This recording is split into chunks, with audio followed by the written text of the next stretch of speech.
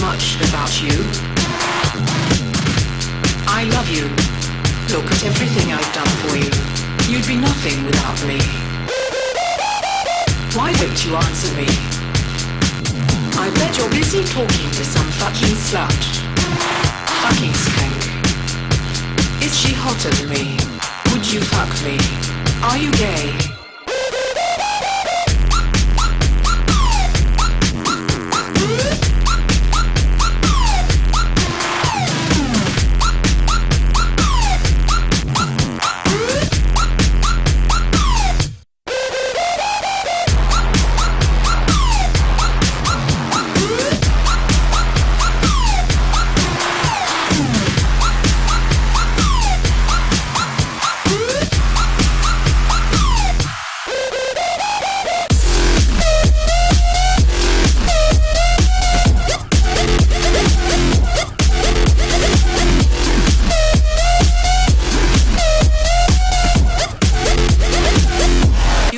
On Facebook.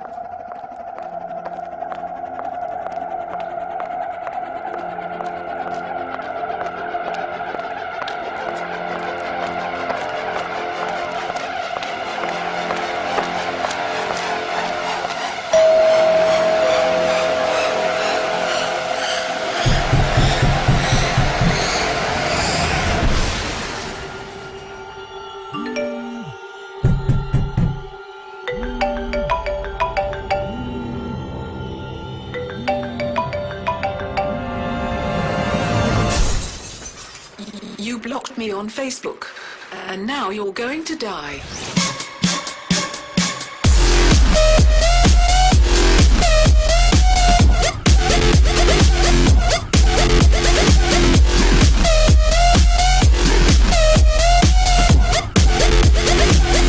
Now you're going to die.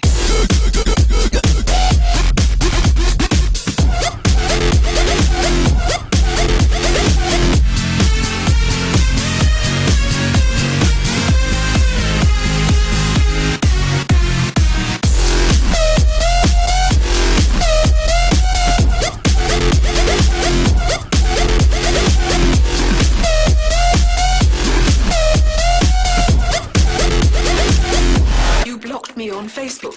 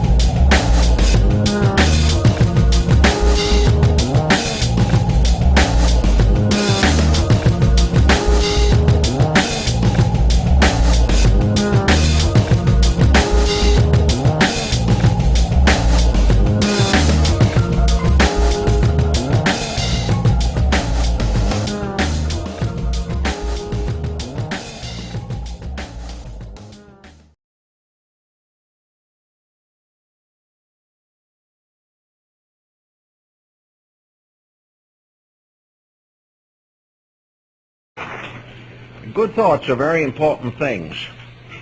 And in the talk of this morning, we want to call attention to an old Buddhist philosophy, which perhaps isn't as well known in the West. Buddha told his followers very definitely that this world is a school. It is not a playground. Also, we come to school to learn. And life is a process of learning. No one expects to stay in school forever, nor do they expect to remain in the same grade of a school for a very long time. Life is growth, unfoldment, and we are born into this world largely because of the fact we need growth. We need self-unfoldment. We need to learn the virtues and integrities that are essential to the final destiny of all created things.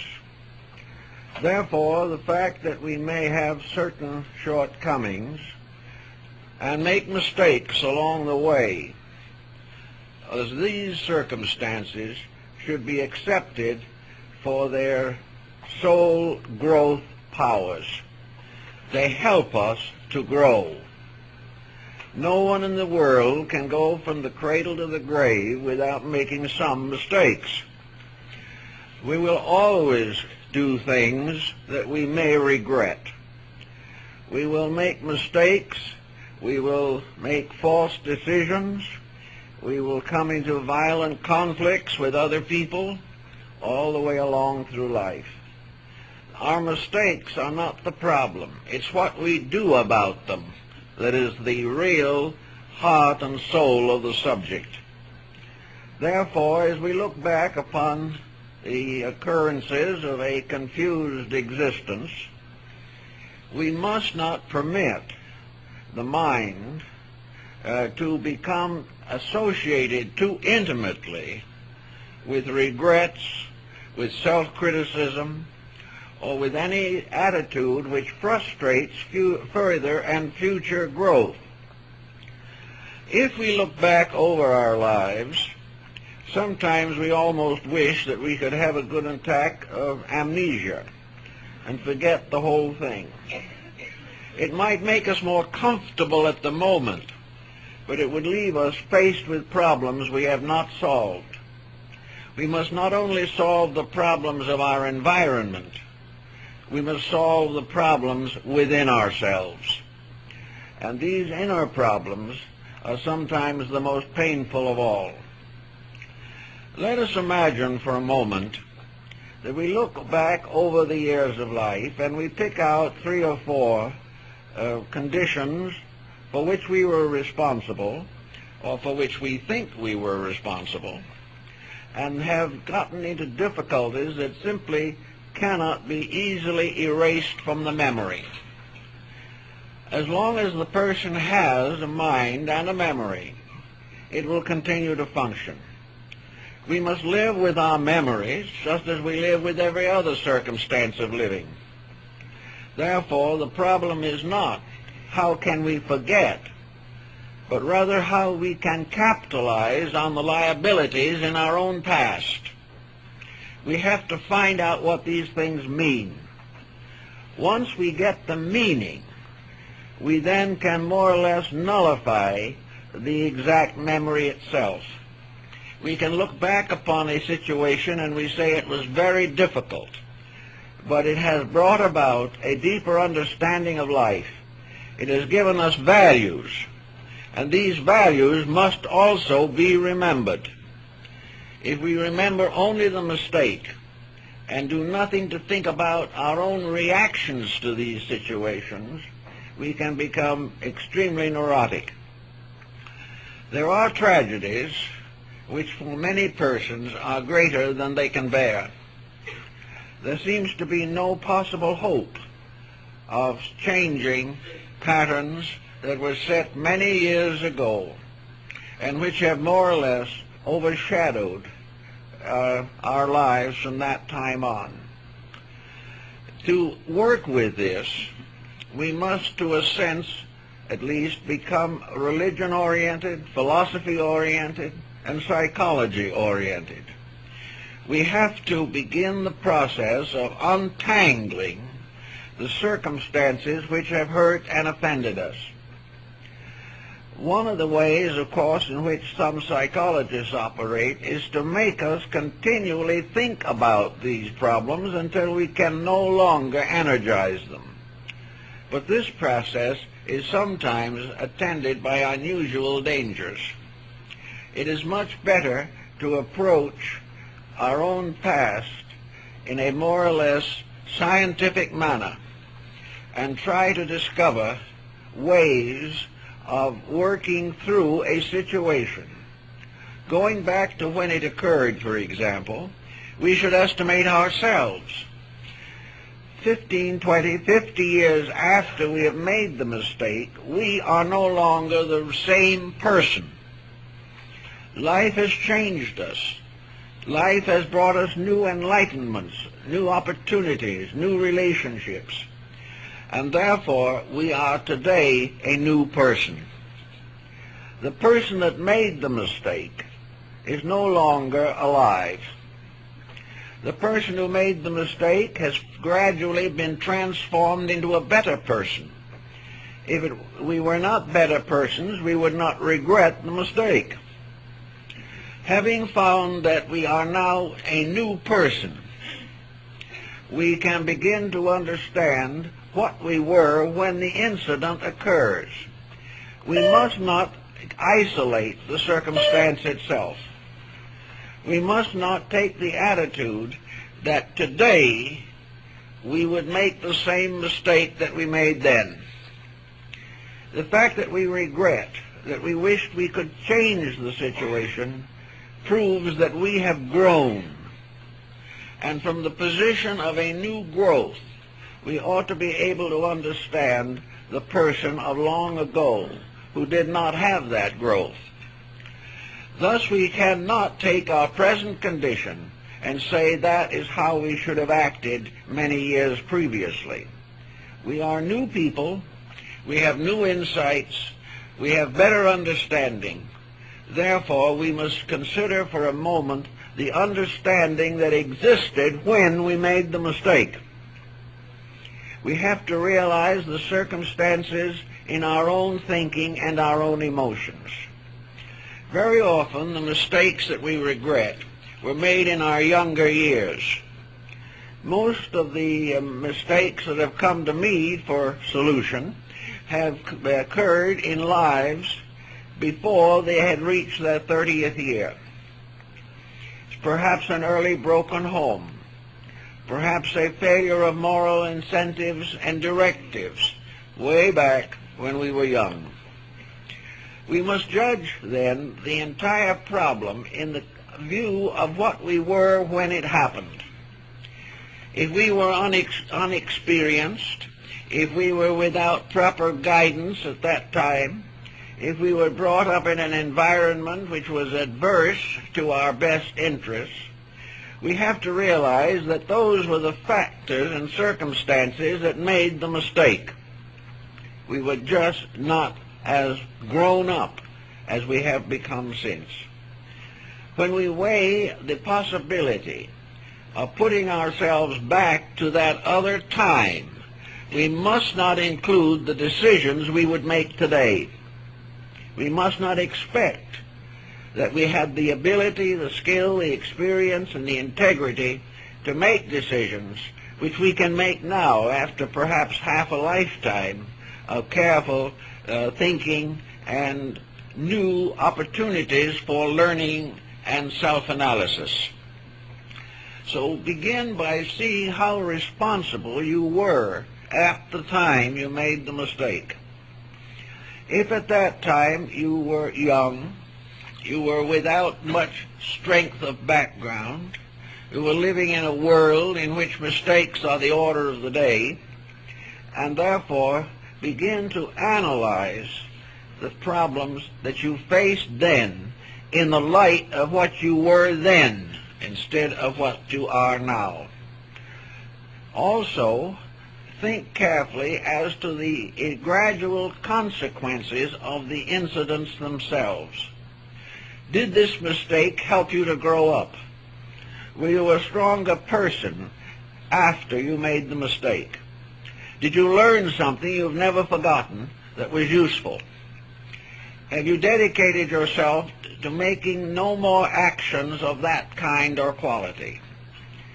Are you now able to sit down and look at yourself as a separate person, the person who was then in a condition, situation, crisis, emergency, for which you were not equipped? Also, what has the mistake done to you, or what have you done to the mistake? If you have gotten into a difficulty many years ago, you must realize that that difficulty is now no longer a vital reality. In many instances, the very circumstances you regret most are no longer regretted by anyone else except yourself. The circumstances in all these lives have changed, and therefore the main regret lies in the memory, in the record in your own nature, a record of guilt, a record of deceit, a record of violence. Any one of these and many other situations live on only in you. You may, however, also be faced with another circumstance. Looking back, you may realize that the mistake you made damaged innocent people. This is always one of the most difficult things to face. But the damage was done, and you do not know for certain but that those persons so damaged also received an important lesson which perhaps they were years in growing up to. The mistakes that we make, therefore, have to be regarded as part of an unfolding growth pattern. We regret many things historically. Nations regret. Races regret. Individuals regret. But out of these regrets, ultimately, there is a powerful experience of soul consciousness.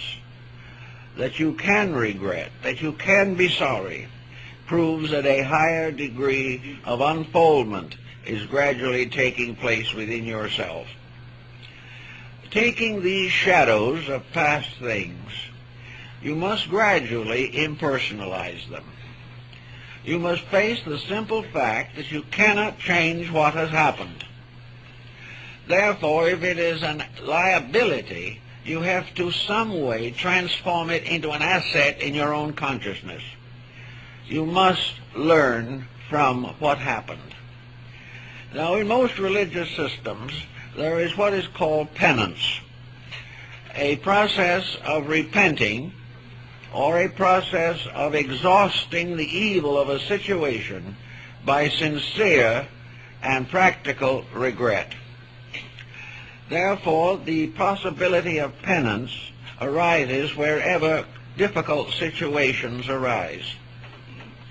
It may well be that you can reconcile or correct the situation itself if it has not endured too long. But if this is no longer possible, then you have to consider a new way of exhausting responsibility. If you find that you cannot correct the condition at its source any longer, then your problem is to perform a penance.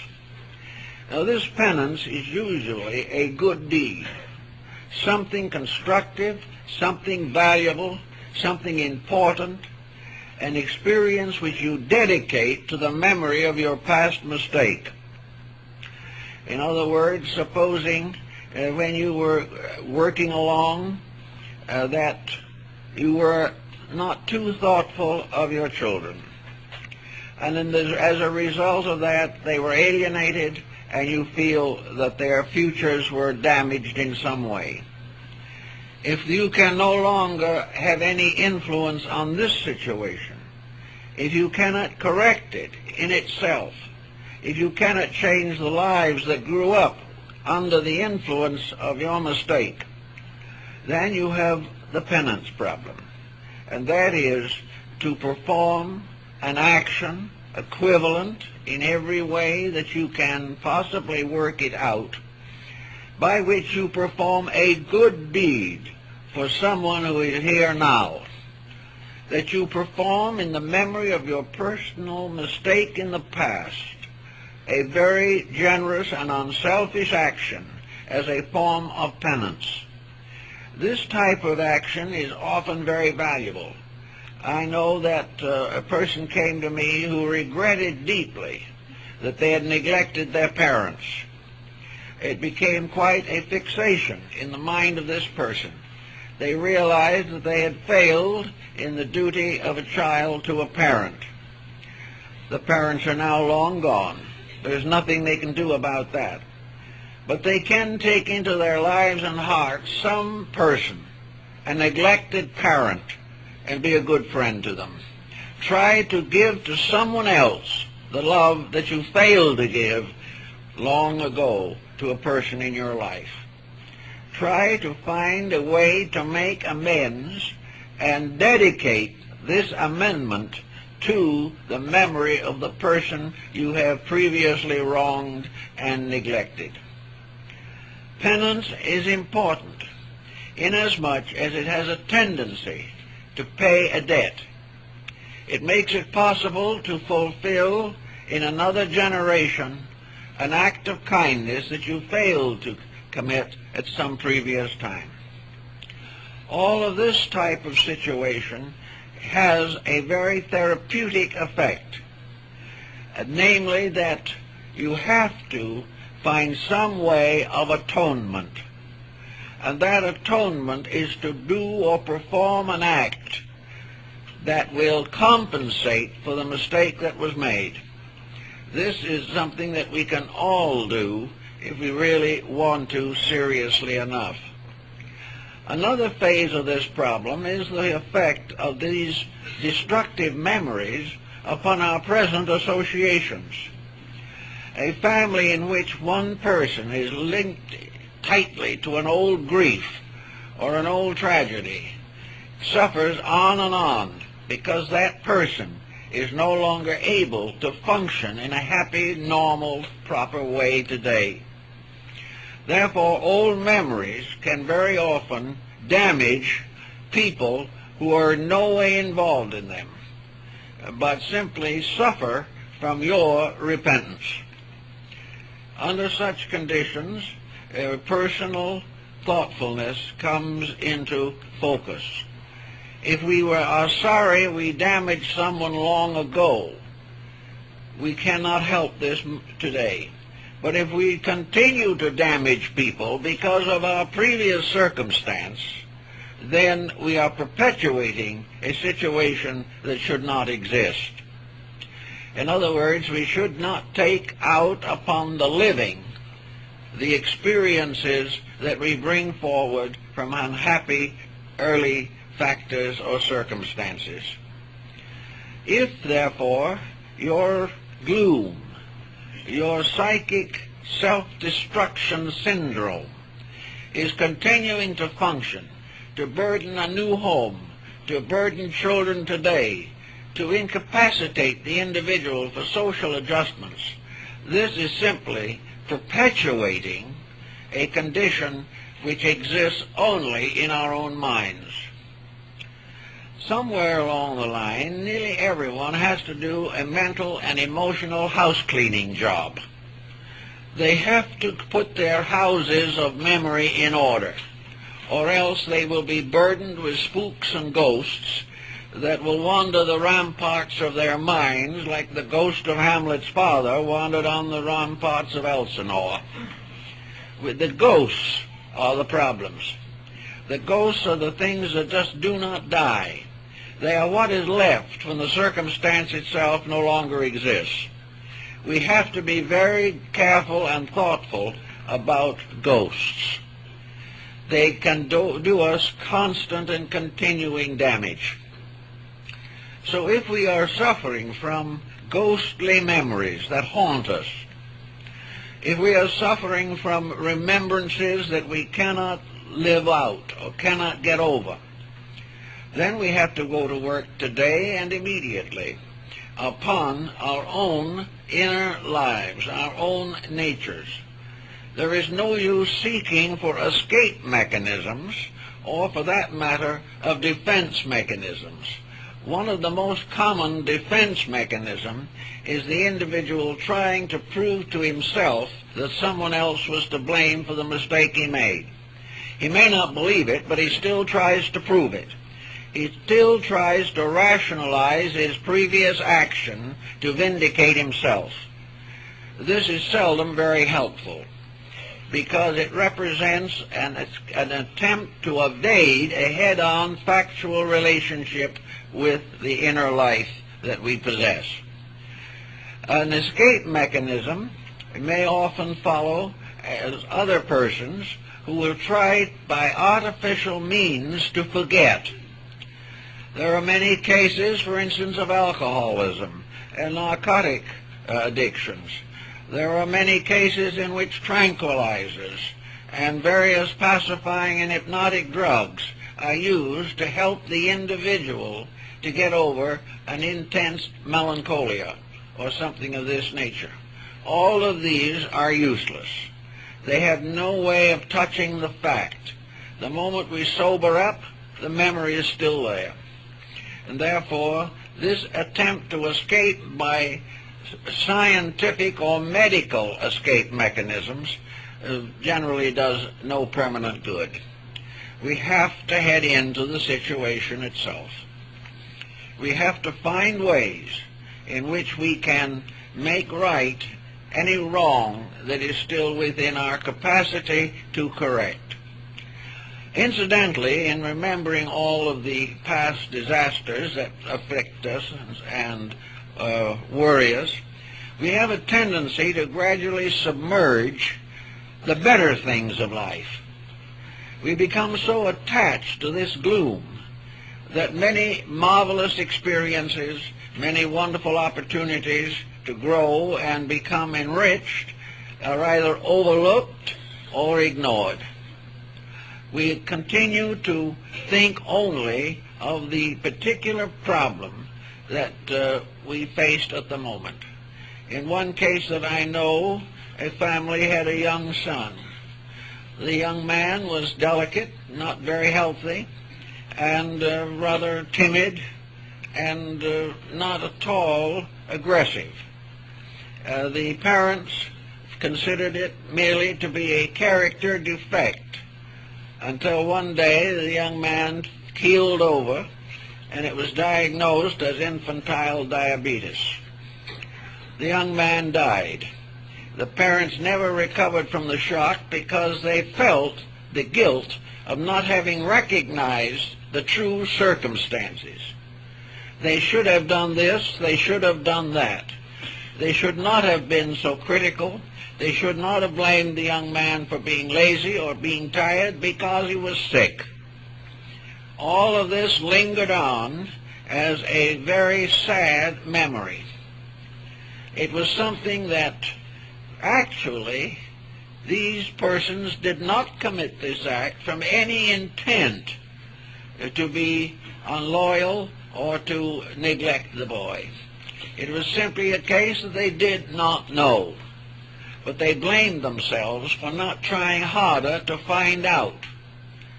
Now, this type of blame bothered and worried and depressed the family for a number of years, until a distant relative who they had very little contact with passed on suddenly and left a child with almost the same age as the boy who passed away. The family took this child and turned their attention to giving it every thought, care, and love and sincere interest that they were no longer able to give to their own boy. This was the best type of atonement. This was the best type of penance. And it gradually not only helped to heal the wound, but conforming with the natural impulses of affection, they gradually helped to guide this other child into a useful and practical career. So here was an example of making right a wrong in the only way it could be corrected. If they had gone on through life blaming themselves to the end, they would have been in serious difficulties. As it happens, they did, to a measure, blame themselves to the end. They never forgot. But the sting was removed. The tremendous pressure was taken up by concentrating attention upon another person who was in great need of their help and understanding. These are ways in which we perform penances for misdeeds or mistakes of the past. And there are a great many cases of reclamation in these areas. The individual, having become aware of a guilt mechanism, immediately turns to some constructive way of solving the problem. And this is what we nearly always have to do where we have some kind of a negative memory situation. Another important problem in this is, of course, that memory is most dangerous to the isolated. The individual living alone retires still further into themselves. Memory is also most dangerous at night, where sleeplessness may contribute to a long memory pattern repeated many, many times. Therefore, where memory is hard to control, new things to remember must be brought into focus. The individual must develop a larger area of personal interest. They must not have the time to continue to remember their previous mistakes. Instead of that, they should be preparing for future victories, which are in a way related to the mistakes, because from the mistakes came the impulse to do something better, to try to advance a cause that would make life useful and give them a sense of victory over previous faults or shortcomings. Therefore, wherever a person has a nostalgia on some part of their own career, they should try very desperately to keep active, constructively active, taking an interest in matters which are for the common good, and to get over a personal injury or sorrow as a result of an impersonal service to some larger field of activity. If the person who has a tendency to psychic self-reproach can begin to build things they are proud of, can suddenly realize that they can be useful and can do things well to take the places of the mistakes they made, this often results in a very favorable change in their general psychic outlook. Nearly all people who are heavily conscience-ridden are to a measure religious people. They are therefore the ones who reproach themselves the most because they believe they have violated the morals and integrities of their faith. They see themselves as backsliders, as fallen souls, who have failed to keep faith with truth. It should be remembered, however, that a thoughtful reading of the New Testament tells us beyond any doubt in the world that the entire theory of religion is a theory of redemption, that it is not part of the plan of God or the Christian faith or any other faith, that an individual should destroy himself as a result of mistakes that he has made. It is also pointed out that in the theory of redemption, it is part of the Christian doctrine that Christ becomes the personification of the redeeming power in nature, the power that dies for the sin of the world.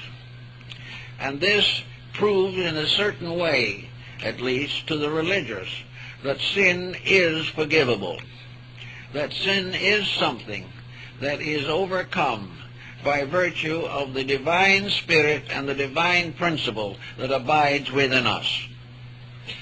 Therefore, it is useful for us to call upon the forgiving power of God in ourselves when we are mentally or emotionally disturbed by our own mistakes.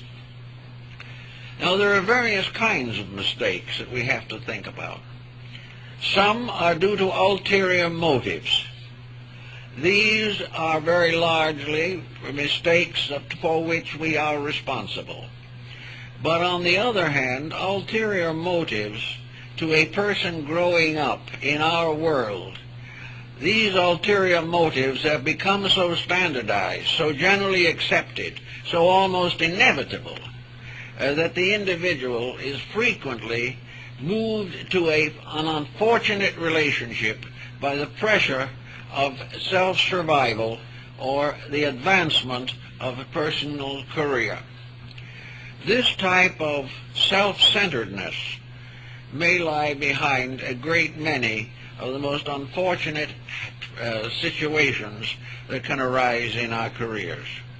If we look back and realize that basically our problem was selfishness, that we were interested only in our own well-being, that we sacrificed others to the advancement of our own purposes, and that we were in some instances actually dishonest in order to advance our careers.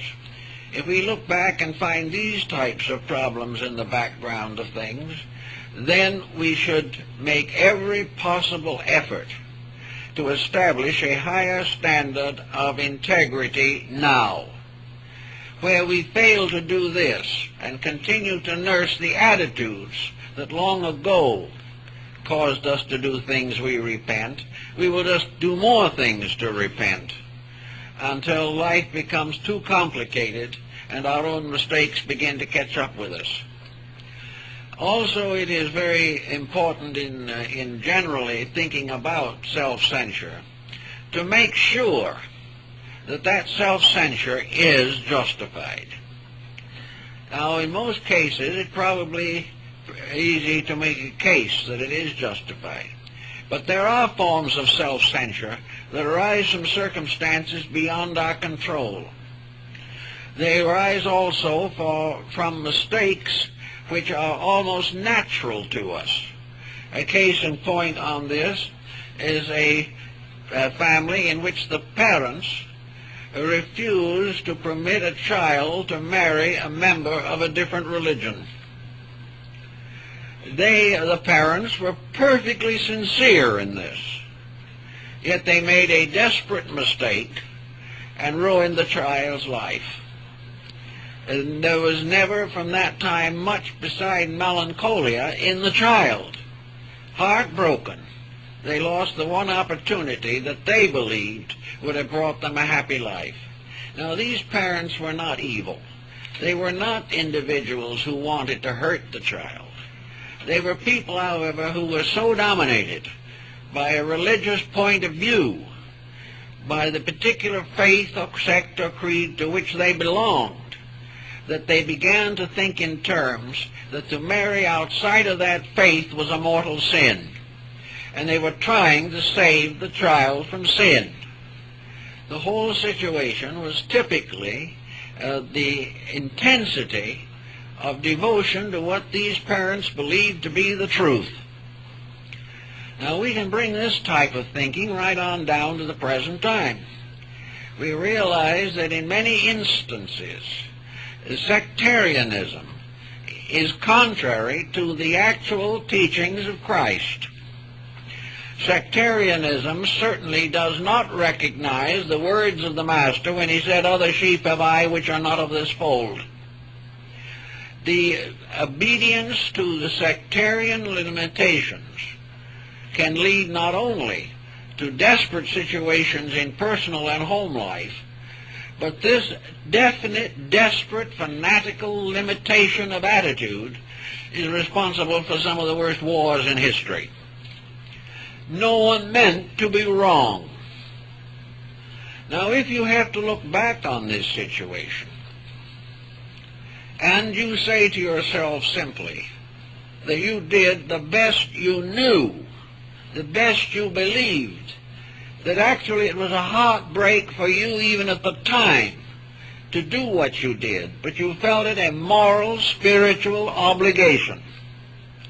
Under situations of this kind, you can only look back and regret the attitude or the circumstance. But from the point of view of when it occurred, you were not committing an evil action as far as you knew. You were only true to some principle that you believe in. It may be that 50 years later you don't believe in that principle quite that way anymore. Perhaps if you had it to do over again, you would tell the child to go and marry the person they cared for and give your blessing. But the reason for your present attitude is very largely motored by your reflections upon the previous incident. From a perspective of years, you realize the damage, but at the moment you were trying to do what was right.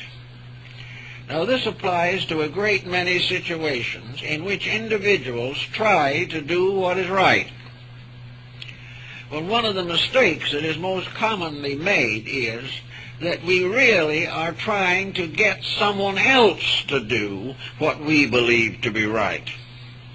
Instead of using rightness to integrate our own inner lives, we attempt to spread it over other people's experiences. This can cause a lot of trouble. The individual faced with decisions must always take a little time for thoughtfulness. They should count 10 and very slowly in order to decide what course to take.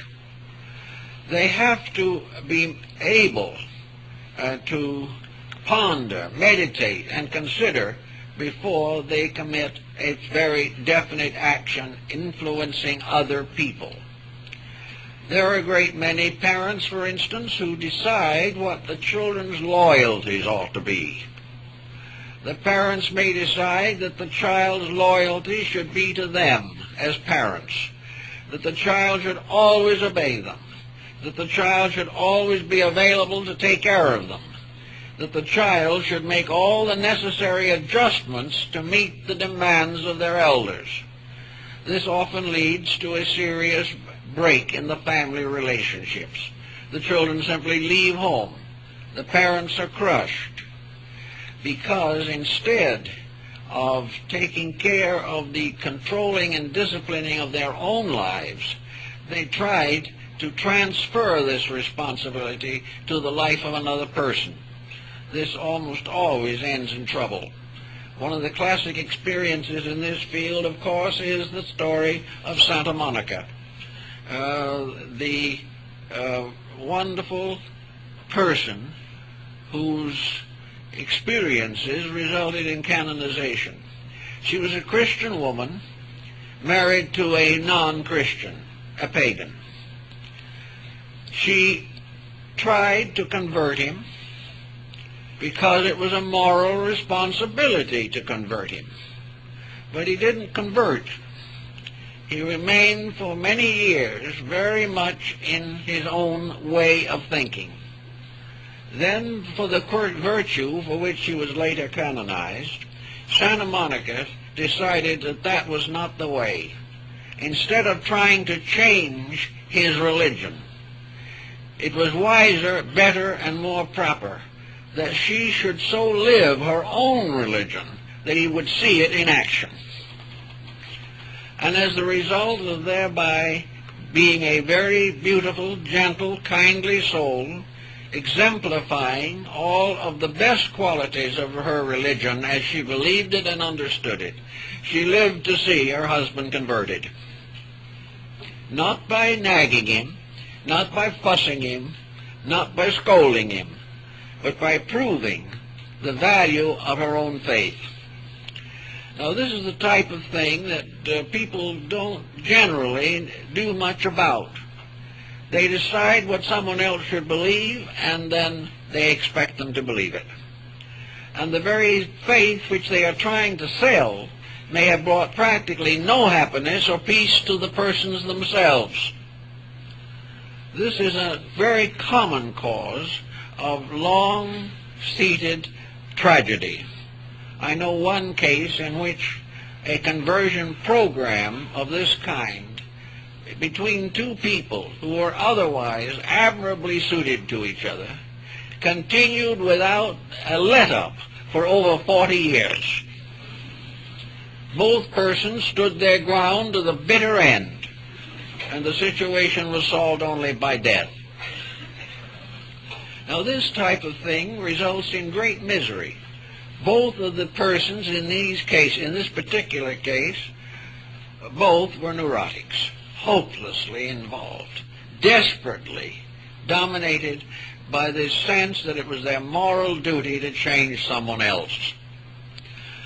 If most of the problems of your life have been the result of trying to change other people, then perhaps it is timely to think about putting yourself in order. If you want someone to live better than they are living, give them an example. Do it yourself. Now, it may not do any particular good. Maybe they won't see it even after that. But at least you will then have lived your own belief sincerely and fully and non-competitively. If we believe in one God, we cannot factually and honestly believe that in this great world in which we live, all sincere members of all faiths do not enjoy the same divine protection. Now, prejudices of one kind or another also play an important part in disagreements and in sorrows and misfortunes. Imagination perhaps is even more important than prejudice. Some of the worst problems we have are imaginary. And in various domestic relationships and family situations, we have to be careful that we do not create the situation that we later find impossible. Imagination can bring doubt, fear, anxiety. It can cause the individual to be jealous and envious. It can break a home through gossip. All kinds of tragedies arise from the individual who is not able to face situations, but takes them into their inner lives, moods and broods, imagining the worst. If you imagine the worst long enough, it will happen, but not perhaps in the ways you have expected. So wherever negative imaginations result in circumstantial patterns which may seem unreasonable or unfair,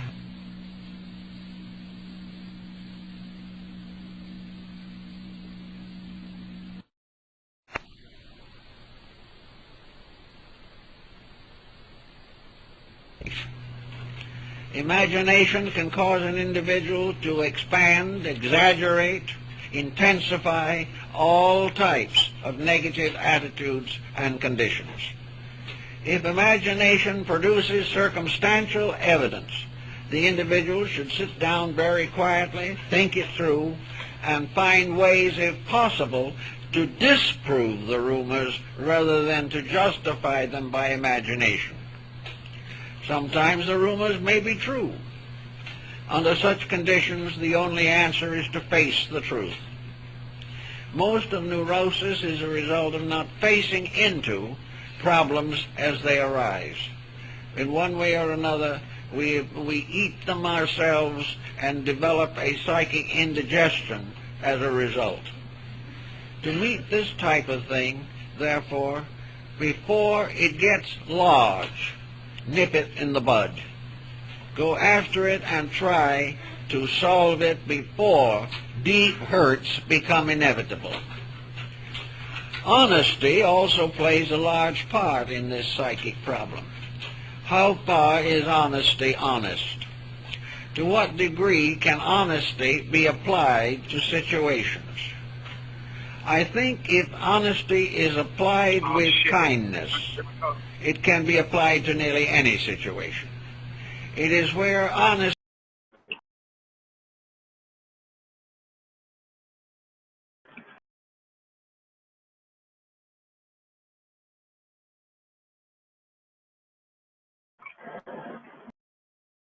Hey, sorry, it's all fucked up right now. Give me a second. This thing's going wrong. I hate trying to use this when I'm in my car, man. It tries to connect to my car.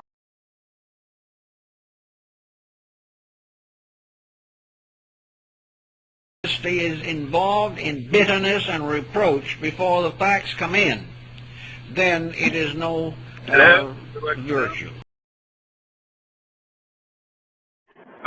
Sorry, I'm just connected to my car. I'm trying to get it to go through my headphones.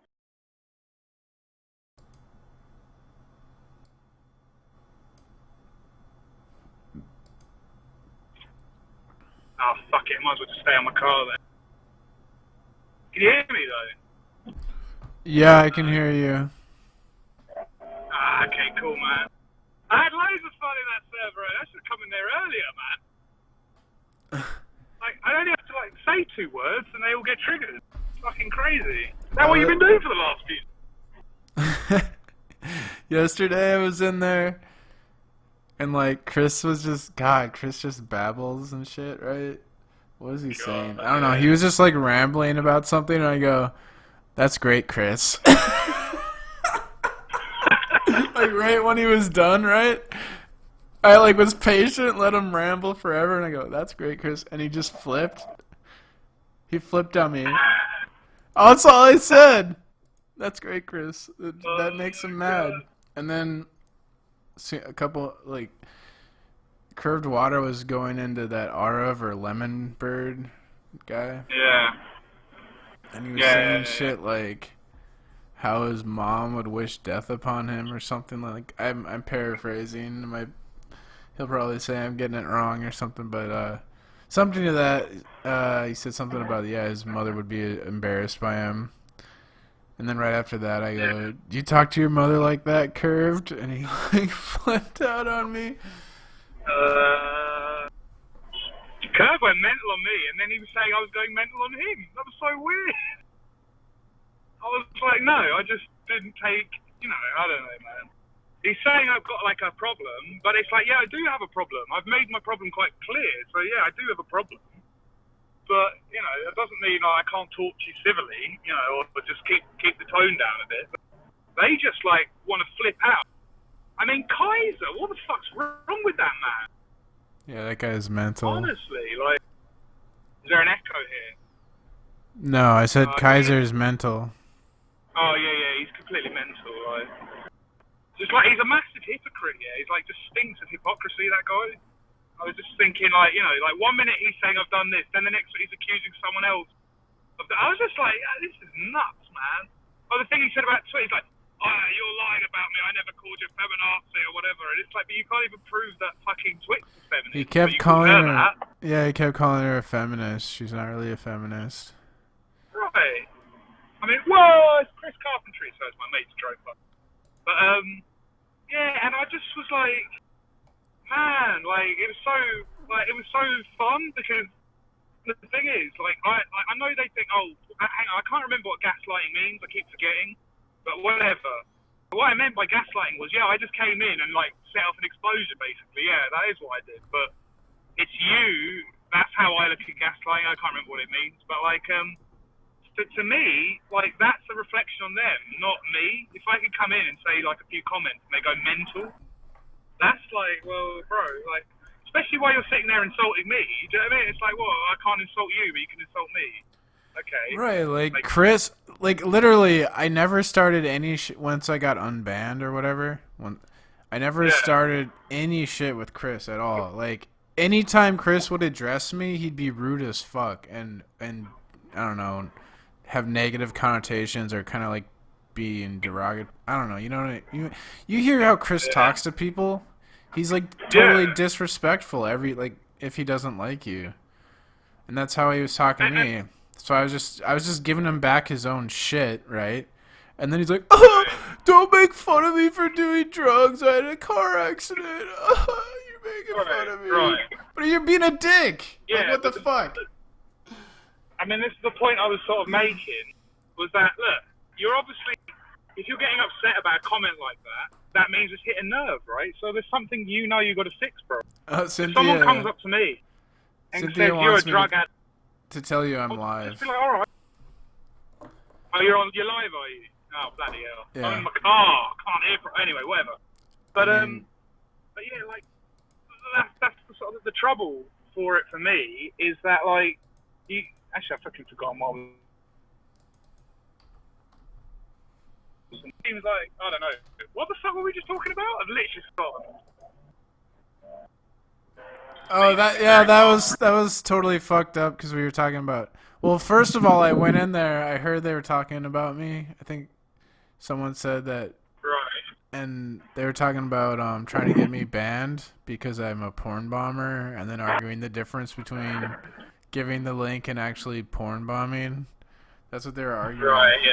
And then we got on chemtrails, and then they went from chemtrails to fucking Jesus when you showed up, just because you showed up. Right? Like, they would have never brought up Jesus if you never showed up.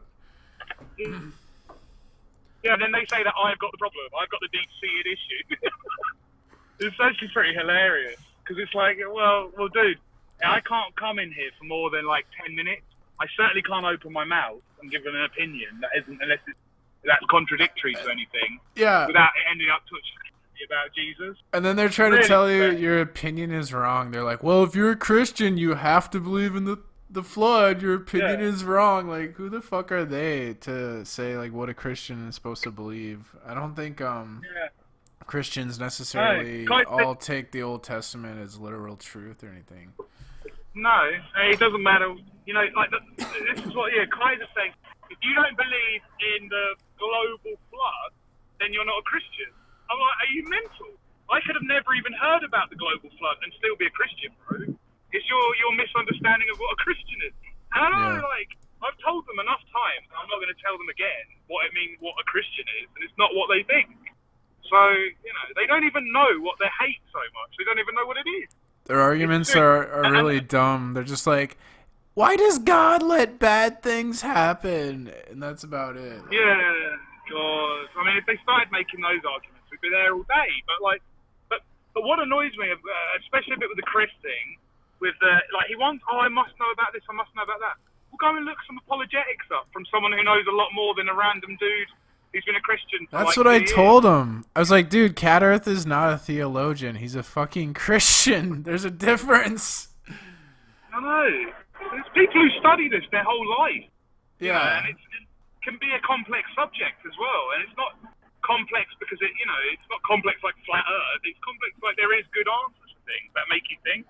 It is if you complex just- because like you're dealing with ancient books and like you have to put them in a historical context, so you have to like understand all this fucking history and shit. And Right, and I mean, I don't even know, like, I'm of the opinion as well, those books were written to people, thousands of years ago, where they're not going to understand certain concepts, certain things have to be written to understand it. Which is, yeah, so, I don't know, like, but anyway, I'm not here to, like, I don't really care, like, I don't even know if the Bible is, like, 100% written by God or what, I don't know any of that.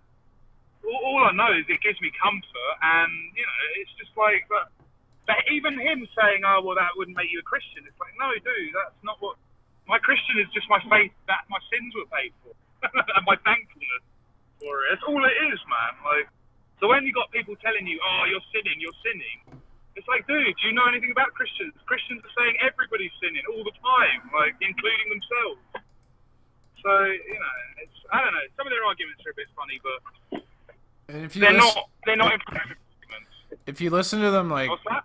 if you listen to them talk, I don't know. Sometimes when you're not around and stuff, it's like they think they find comfort in this idea that science will eventually find the answers to everything and make this like utopia in world that basically makes heaven on earth. So I don't know, and I just Right. I think a lot of ways they're similar to fundamentalist Christians that they think they're Yeah. so different than. Scientific, yeah. Well, I mean, even the Bible has something to say about that. I mean, the Bible even says, yeah, if humans, if the people get along, work together, they could figure out all the mysteries of God. It's just basically talking about science. And that's what they were doing at Bab. But like, don't bother looking at that. God even says, human, men are smart. When they get together, they can fix stuff out if they work together. So, maybe they will figure it all out and find God one day and then have a giant war against him. I have no idea. But, I just, to me, and I know this is very woo-woo, but, like, for me, the way they attack, for me, it's a spirit attacking me. It's not really them so much. So I don't really judge it on them too badly. That's the way I look at the world, man. They have an antichrist spirit. And that's not an insult. They are pretty anti-Christian, you know what I mean? So, I went through the same thing. Like, I think our education and a lot of the propaganda when I was growing up, and I think I'm similar ages to these guys. It just seems like I was raised Catholic, and then you start learning about the evil of the Catholic Church, like the Spanish Inquisition, and how the Catholic Church oppressed people and had all this power and it has all this wealth, and if like Jesus wouldn't be hoarding wealth. So you see a lot of, I guess, like the Catholic Church lying and being evil, and then you blame them for all these religious wars, right?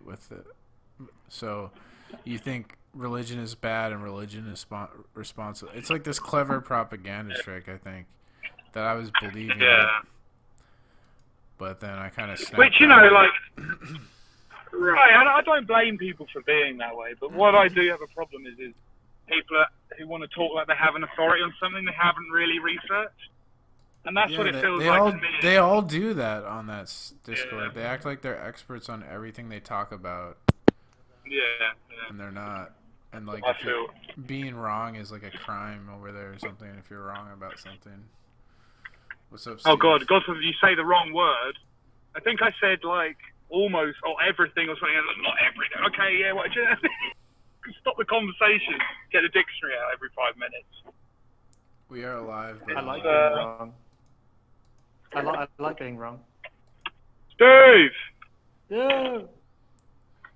Yeah, I think I might have upset a few people in there. Yeah. I don't know. The thing is, I wasn't trying to have a go at Curved either. It's just that, Curved, like, can be pretty mean. Just went militant globe earther. Yeah, and I mean, it's like, he's sitting there saying that I came in with some sort of beef with him. It's like, no, I didn't. I came with a different opinion. And that's how you view someone with a different opinion. That's how you treat them. Like, utter contempt. Right, give me 2 seconds. I'm just getting out my car after, like, 10 minutes. It's a crime to have a different opinion. I've been trolling them pretty good, huh, Steve? I've remained calm. And I've got them all mad. Just remain calm. That's it. That's all. I know. It's so easy, man. They call it gaslighting, but it really isn't. Negator does the same shit. Yeah, I've been like... You're gaslighting, man. I've been watching videos on how to have conversations and stuff like that. And I don't know.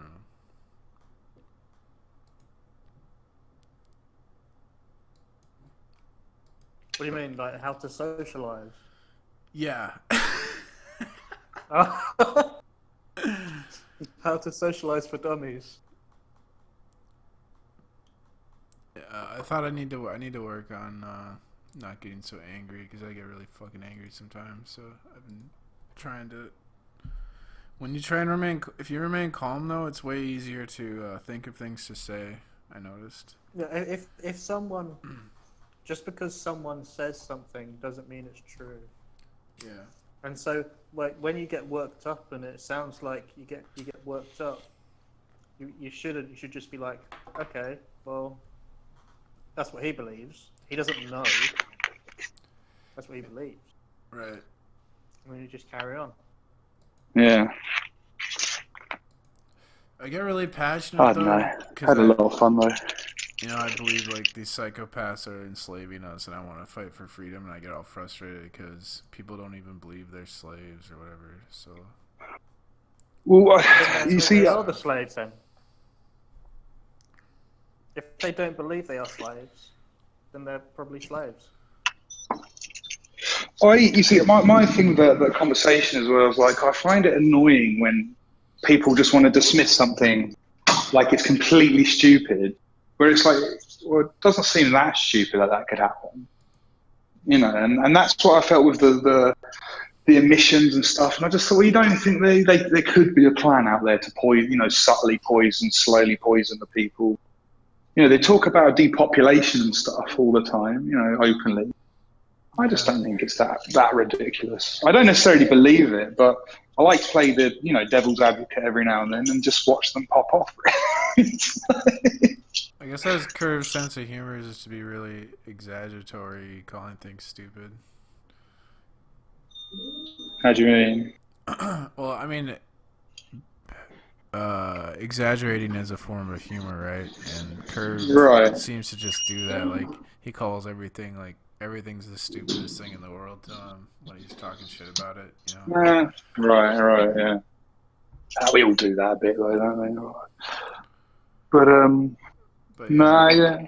the chemtrail, I don't think the chemtrail theory is crazy. It's not like, there's like flat Earth level of crazy, and then there's like CGI Right. plane. I don't know. There's different levels. Like I think CGI planes is on the level of flat Earth, really. But, Right. Yeah. That's what I'm saying. There's certain things you can prove, and there's certain things you don't really know. You can't sit there with any authority and say, no, they don't put crap in jet fuel. You don't know. You really don't know. And then you're like, well, it's not very effective at that. I think that's how it cares everyone. It wouldn't be effective to spray it. well, down. yeah, How there's do a you know? fucking patent talking about them doing it. I don't know.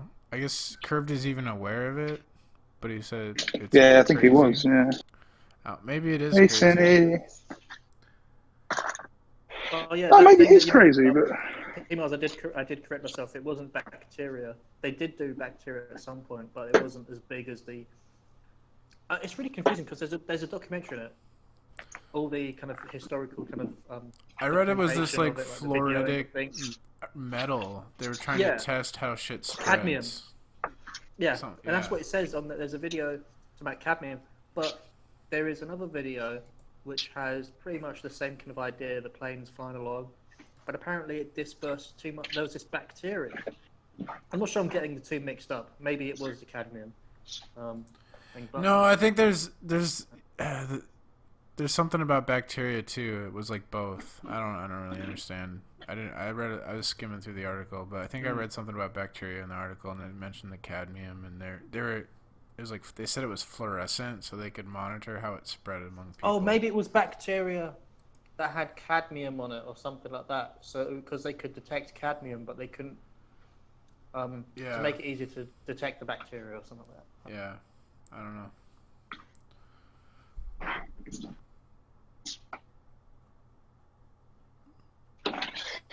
well, I think it was funny because they went quite quiet over that. You know, it's like you know, don't tell me there's not people out there trying to fuck people over, even if it's not for world domination. If it's just for something simple as money, you know, just for, I just don't. You know, where there's money to be made, people will rip each other off and they'll do bad stuff.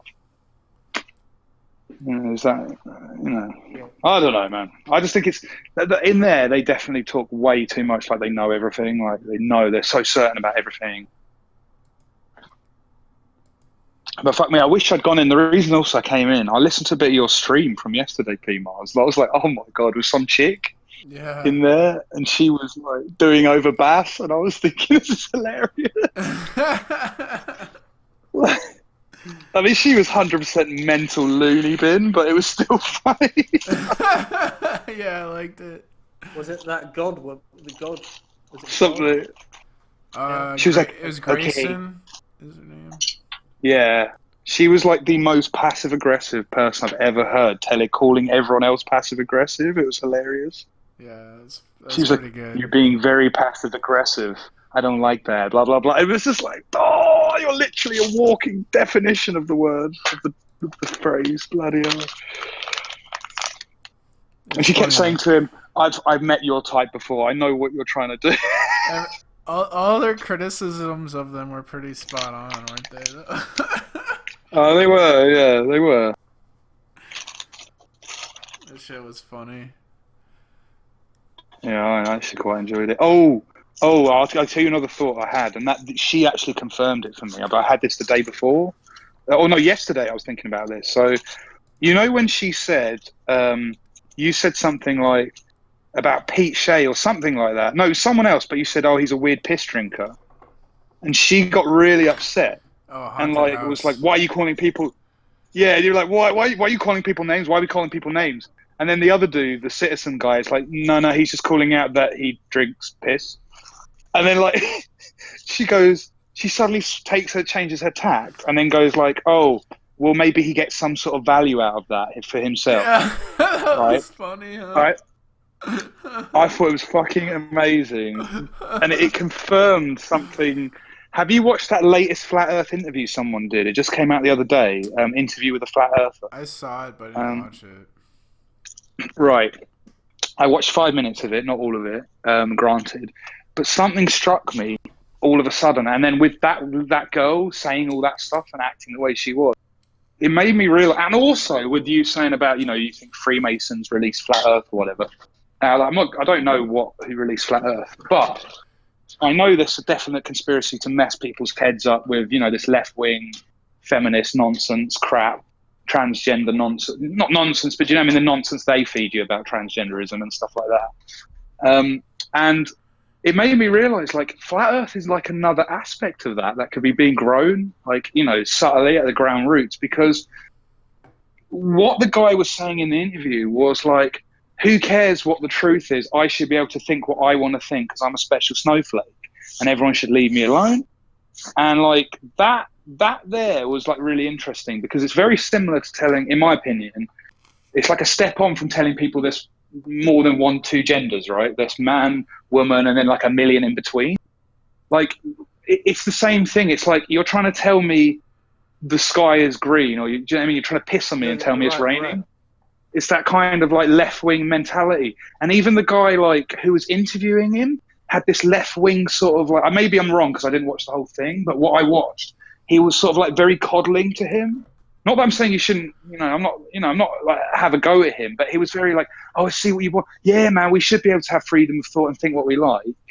And it just felt like that's the approach. And then when you had that girl in yesterday acting very like a feminazi as well, acting sort of very passive-aggressive, I just thought, yeah, it's just interesting actually, like that Flat Earth could actually blow up as a movement more from that side of things, like the side of just like trying to confuse people and like trying to be like, these guys are assholes, you should, I don't know, man, I can't quite put my finger on it, but yeah, it just felt very, very, very left wing, like yesterday, Flat Earth to me. Well, it's like those Earth discussion guys feel like you're a liar because you're a Christian and you shouldn't be allowed to believe being a Christian because that's a lie or something. Like they feel like that. Right. But the thing is, like I said, they can't prove it's a lie. There's a difference between this and Flat Earth. You can't prove any of that. Like, I mean, that's the problem. I said, did Jesus exist? Was he crucified? Is that in the history books? Right. Yeah, but he's not the son of God. That doesn't matter if he's the son of God. Did it not happen, the event? Right, okay. Do you know what I mean? But is the Earth flat? No. It's like, and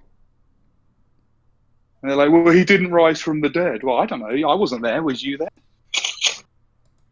So, but the main thing I couldn't get over is the idea of calling me a Christian because I don't know about the global flood. I'm like, that's nowhere in doctrine, bro, that like, I have to believe in that or I'm going to hell. You have to believe in it. Not even the Catholics are that evil to make you believe in something. I think you're right. You're right about that left thing that you were talking about a second ago. Yeah. That's interesting. Hold on, one minute. I'm just going to change Wi-Fi. Yeah.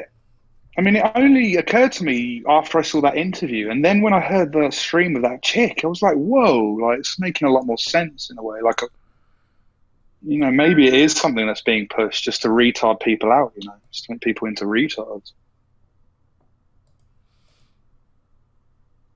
Yeah. In which case, the people fighting them are falling into the same trap. You know. People are Well, it's becoming like a set them up retards. and knock them down thing, right? No. This left thing's trying to make people think that way.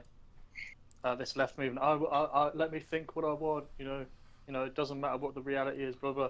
Yeah, and then along comes Flat Earth, Yeah. falls right into their lap. Yeah. But the thing is, like Masons and they formed. Didn't they form like debate society?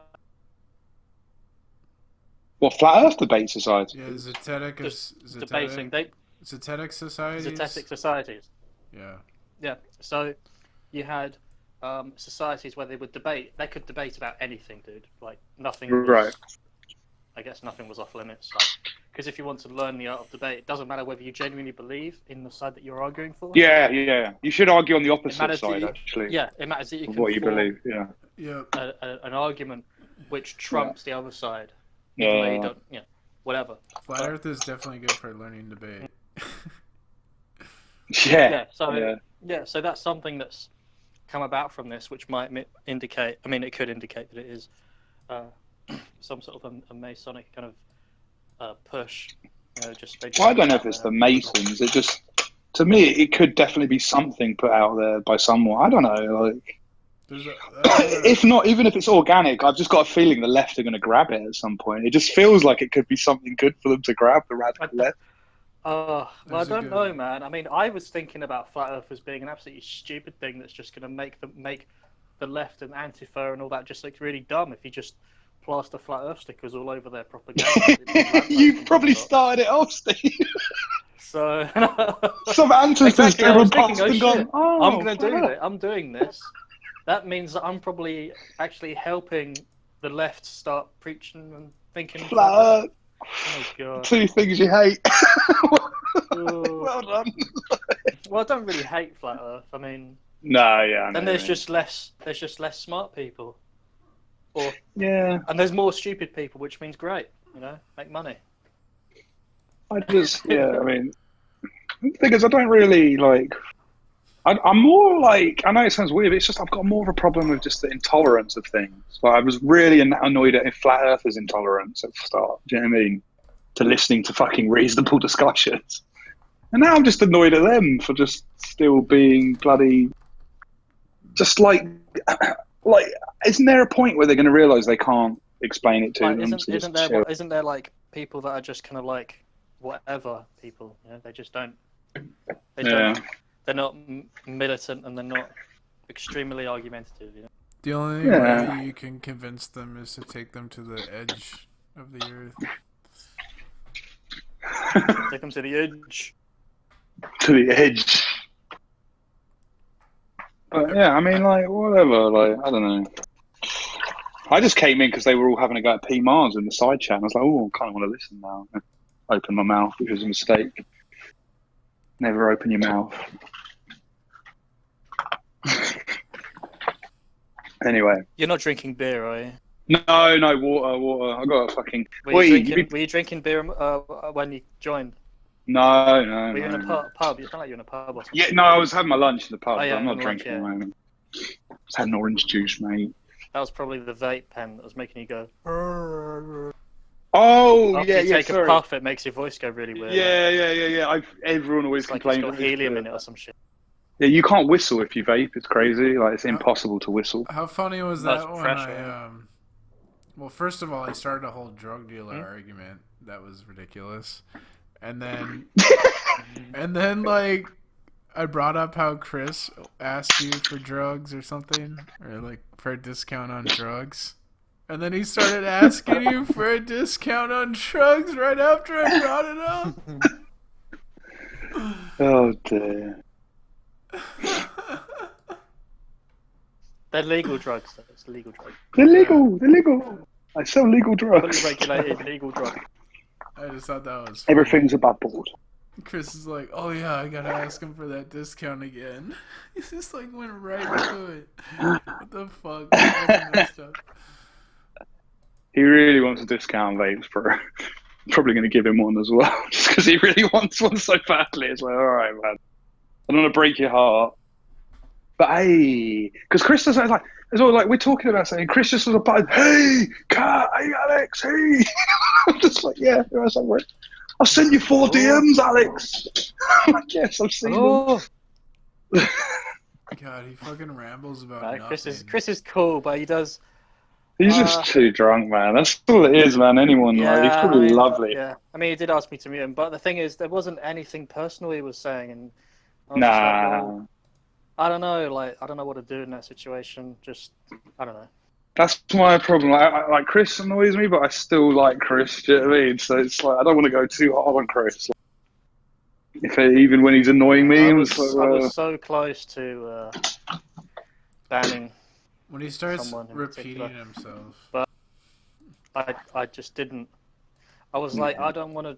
I don't know. Like, I'm a moderator and I should be kind of, but I don't know. Maybe I should just let people just destroy themselves. Were they trying to get you to yeah, I ban think, me man.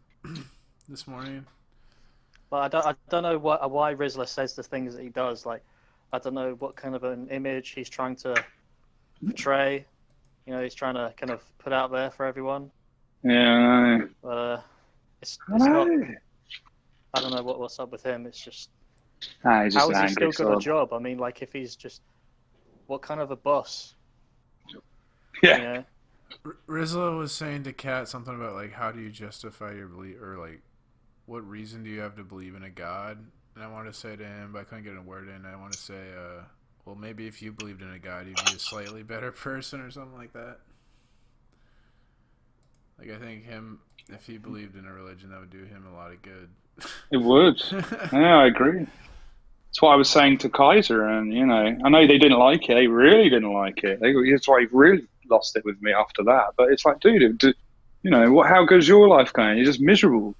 And I think he's like, because he's assuming when he's asking my jobs, I'm saying, have you got an amazing job? Have you got this and that? Like, that's not what I mean. I mean the way you're carrying yourself and the way you're fucking talking and like, Kaiser was you know saying what I mean? Like, I like to cuss. Kaiser was like, oh, I can lie because I don't believe in Jesus or something like that, dude. Like, what the fuck? Yeah, there you go. It's just, you know, bro, Jesus was a carpenter. He didn't have an amazing job. That's not what I mean. Like, You can lie if you want, but you've just got to remember, like, that there may be kind of repercussions to that lie. Well, yeah, if people find out you're a liar, then... And then you've got to kind of deal with that. But you can lie. It's just, there's going to be consequences depending on how big the lie is. There used to be more How consequences. far does the lie go? When there wasn't as many people. Because, like, if people found out you were a liar back in the day, it's like everyone would know, and then no one would trust you. right. But now you can just move. There is a to telescope called new LIGO. community. There's a space telescope called LIGO, I think. Was it LIGO? radio? It's a radio telescope with it. Called LIGO. How far does the lie go?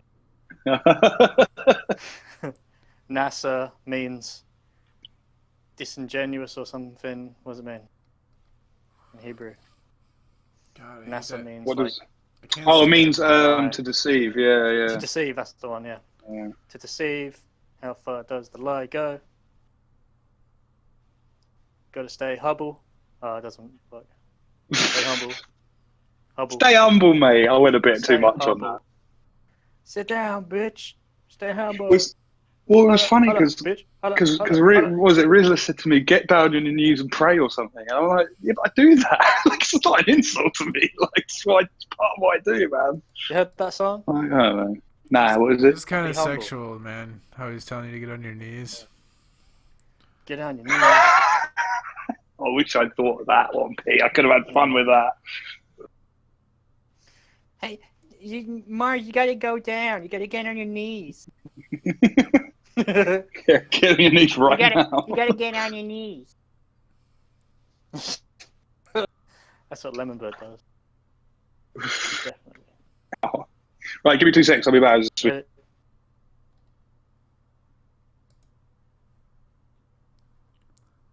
Lemon Bird is funny. Yeah, like Lemon Bird's definitely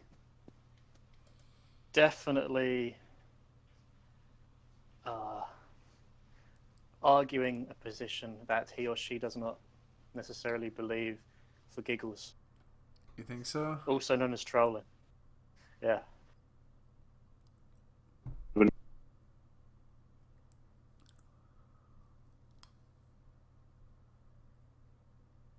I mean, it's I don't know who it. I'm still not sure what sex this person is.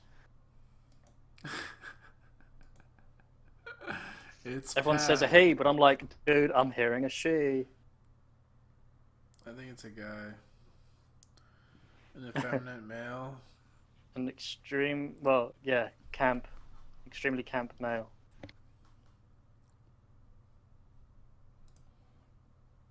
I just clicked on the wrong server and went in the other one.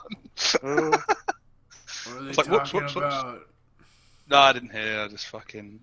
I was Insta out. I don't see any flat earthers in there. They weren't even talking, I don't think. But, It's a proper summer evening tonight. dude, it's lovely. Having a really nice drive earlier. Oh, but I can't afford anymore because I've used all my petrol. Oh shit! It's a summer evening in spring, and we're going to have snow next weekend. I know. Is it next weekend? I think it's next weekend or next Oh, week. yeah. Sometime in April, or some shit, which is going to be next Yeah. week. It's 33 degrees here. Yeah. It's actually really Usually- nice here today. But I just keep seeing 33s fucking everywhere. And I'm seeing 708. Oh god. G. Oh god. G8. And then you got the 8, which is a number in Mason. Oh god. there's too many numbers. So many Actually, numbers, what do they there's- mean? Freemasons. They pretty much control own the every single weather. number, so you're fucked. You're fucked. And I've got They've a got every triangle on my number phone. covered. Yeah, I've got a triangle on my notification bar. Oh, there's an exclamation mark in it. Oh, Telling me that Masons are coming to get me. Masonry. Oh no! Oh god! Oh bloody hell! Oh god! Oh fan dabbed Dorsey! Oh god!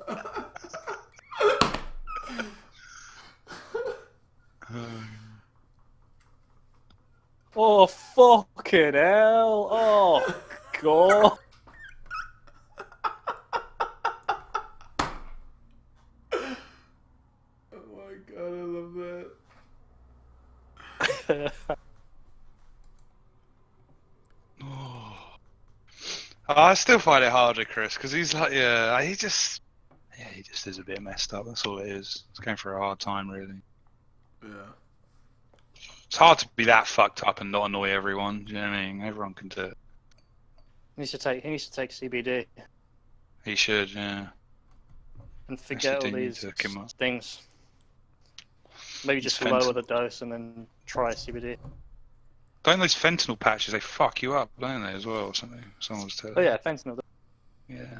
Not Yeah. being one that take. What are they like? Is it an opioid or Yes. It's opioid, I think, isn't it? Don't eventually they stop working? wouldn't like kratom be better? I know where you can get kratom from online.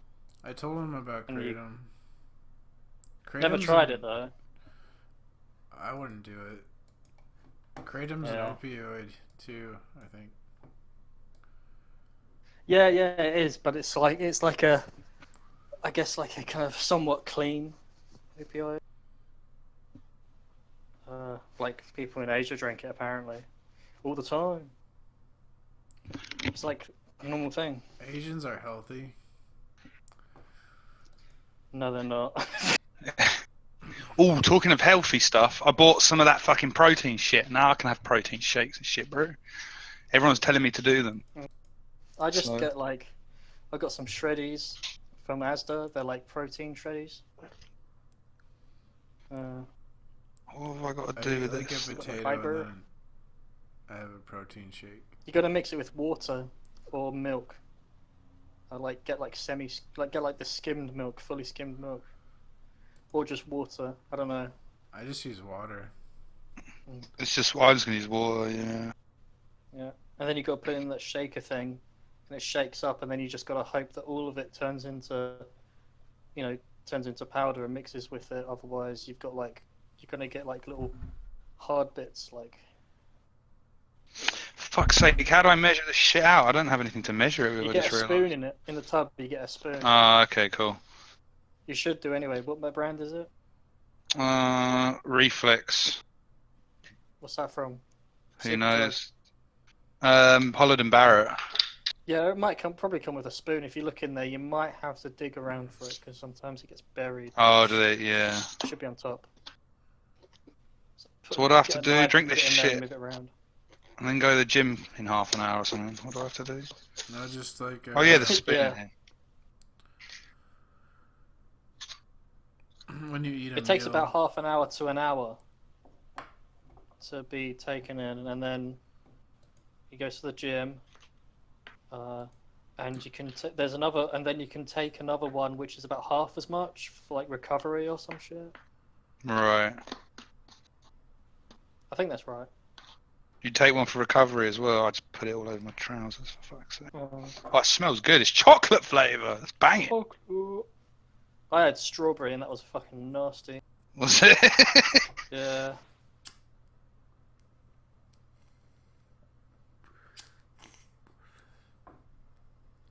Probably what gave me kidney stones.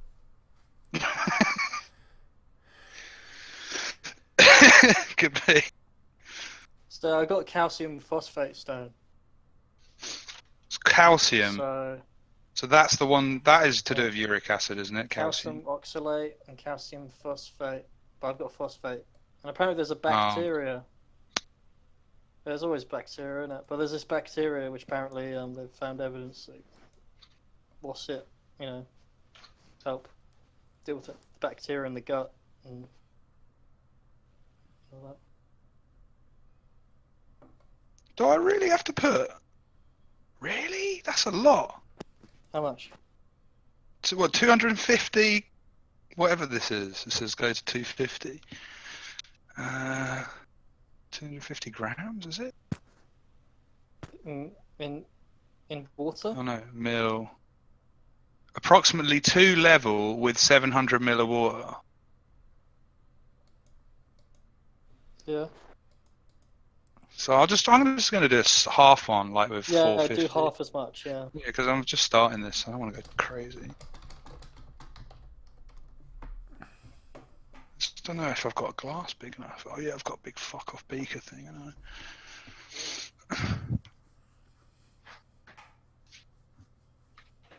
I'm gonna get ripped like P Mars, bro.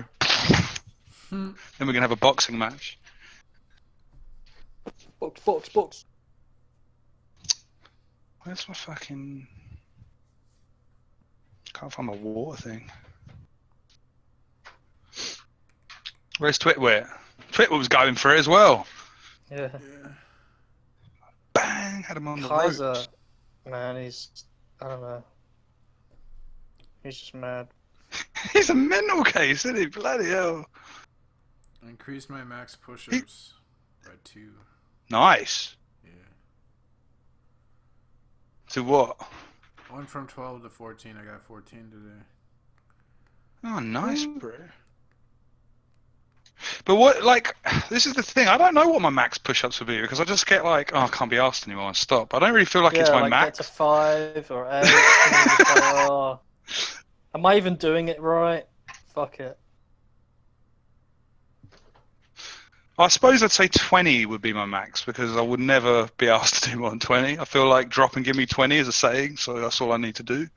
Yeah, but then 20, it's like, can't even get there. I can, but that's a lot. But I wouldn't say like it's just like fuck that. After this, it's not like my arms would stop doing it, but I don't know. I'm just tired. I guess that is what your arms stopping doing it, isn't it? You're just tired. Yeah, or you don't have enough stamina. You probably like do push-ups first straight away. But then you need to do something that can get your heart rate up as well. Hmm. Don't know what that could be. That'd be cycling.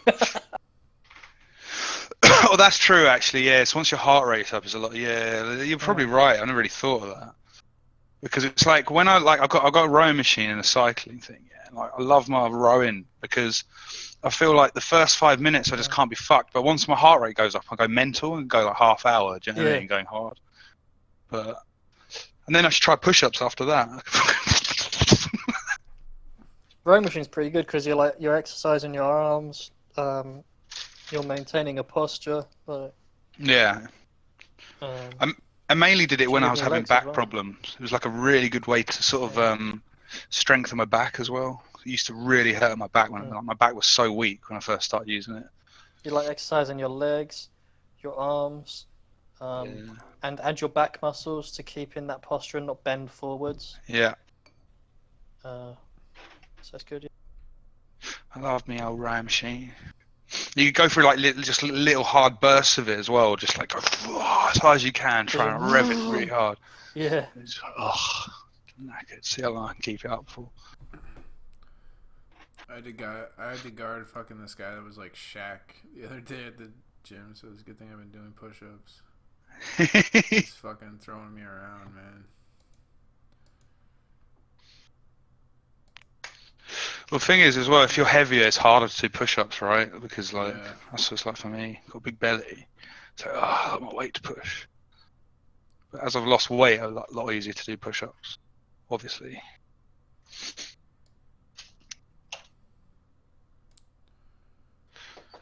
Right, I've got to mix this shit into some shit. Let's go! Fuck, man, I was so wrecked. I think we played 2 or 3 games of full court basketball, and then on Sunday I just slept all day, and I drank a bunch. I tried to get my protein shakes in and get my food in, and I would just sleep. But that's good because that means my body's repairing itself, and that means I'm building muscle and shit. Right. That's good, man. It's good when you get that feeling like you're dead. Yeah, I feel like, yeah. I wish I could. So that's why I get too lazy, and that's why I was thinking as well. Like this is the reason why I got this shake as well, because I'm like, everyone's like, yeah, you need to sort all this shit out, otherwise you won't be able to actually do anything. Because that's what I feel so fucking lazy. Do you know what I mean? To actually get. So I could go to the gym, or I could do whatever. I could work out for an hour and really not get fuck all done. You just talk to people about flat Earth. Yeah, man. But I never actually go to the gym though, like, because I don't like the gym. But I usually just work out or whatever. I just some stuff. I just play basketball. I don't know if that's really like going to the gym. I gotta cancel my membership actually. You don't really need the gym. That's my point. Why I don't go as well. Do you actually need to pay for all that equipment? Not really. Not unless you're really trying to tone up in certain ways, and need all the special gear. Yeah, I'm not gonna need it. Fucking run, play basketball. Sorry, mate. It's gonna be warm, right? So I'll just play basketball outside. So fuck that shit. Yeah, man. Play basketball, do push-ups. That's what 50 Cent. I remember 50 Cent saying that years ago. He's like, why would I go? Because they were asking about. He's like, why would I go to the gym? I just need to do I can do sit-ups and push-ups for free. That's a good point. And you got the playground equipment. You can just climb. Yeah, pull-ups, stuff and all that stuff. Yeah, you just go park. Do what Rocky did, mate. I was gonna start seeing if I could work pull-ups into my routine in the summer. Just go to the playground and do pull-ups there. And maybe some dips. Yeah, if you do, see, that is the good thing about the gym, though, isn't it? Having been able to just see it, because I don't even know if I could do pull-ups. To be honest, I don't know where to do them. If you do pull-ups, push-ups, and lunges, that's pretty much a full body exercise right there. That'll work pretty much all your muscles. Really? Yeah. Do you not need to do any sit-ups and squats? I don't think you don't really need to do sit-ups. The way to get abs is just because every workout you do is gonna work your core. Yeah. So, just losing weight, like losing belly fat, is how to get it. Abs. But do you ever do have you ever done just like a what's the fucking thing, a crunch? No, a plank. Yeah, well, you do a plank when you do a push-up. You're planking naturally, or Yeah, so how long can you hold plank? Because like I do in 45 seconds and I feel like I'm going to die. But like I've got a friend who can do it for 5 minutes. He claims anyway. I saw him do it for like a minute and a half, and he wasn't even shaking. He was like, yeah, fair enough. I don't know. I still think like Hi, plank is I'm Amy good for for elbow. core, man. What you It's have a good is core. exactly the same. You're It's quite still hard to do, creating length. plank. Go ahead, Stephanie. Lift the hips off. Oh, I find out. Anyway, maybe I'm just a pussy. Maybe my core is weak. It obviously is. Authentic intent uploaded a video. The most disturbing flat Earth predictive programming ever made, 1985. Weird. How do you learn to do that? Oh my god. That is a disturbing video, for sure.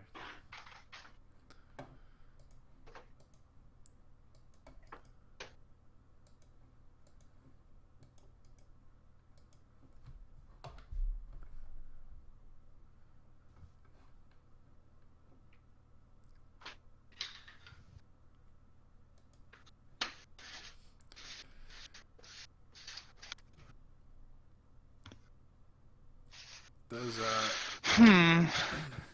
Yeah, sorry. those Earth discussion guys yesterday, they were just dismissing astrology and numerology because there's no scientific evidence for it or something. Really? I had to go at them about that. But isn't there like no scientific evidence for consciousness? I swear I heard someone say that. It's my whole new thing at the moment.